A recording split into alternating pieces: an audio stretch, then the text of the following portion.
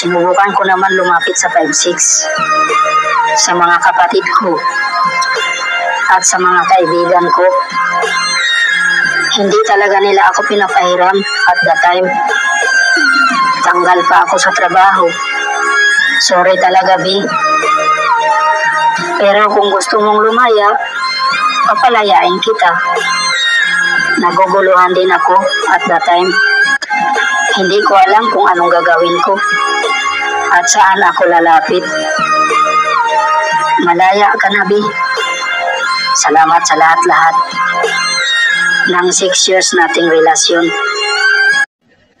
Uy, ikaw, may tanong ako sa'yo. Makipagkaibigan ka pa rin ba sa akin kahit mahirap lang at taga-probinsya lang ako? Yun nga yung masarap maging kaibigan eh. Yung mga taga-probinsya, mabait. Simula ngayon, magkaibigan na tayo. Pwede bang pautang? Wala kasi akong ibang malapitan eh.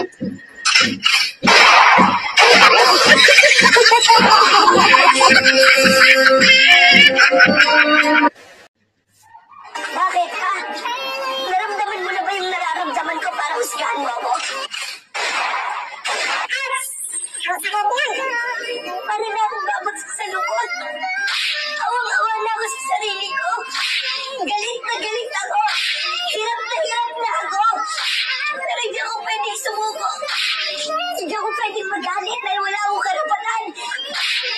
Kaya ako nagkakaganito. Kasi wala akong choice. Wala akong choice kundi maging okay kahit hindi naman ako okay.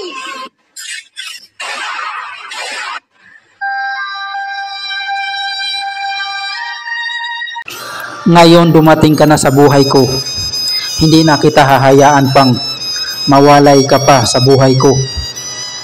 Iingatan kita at mamahalin. At hindi na kita hahayaan pang mapunta ka pa sa iba. Susundin ko lahat ng gusto mo. Ibibigay ko sa iyo lahat ng nanaisin mo. Salamat sa mga mainit na yakap. At salamat sa mga matamis na mga halik. Hanggang dulo kitang mamahalin. At sasamahan sa saya at lungkot. Hinding-hindi kita iiwan. Kamatayan mo, kamatayan ko.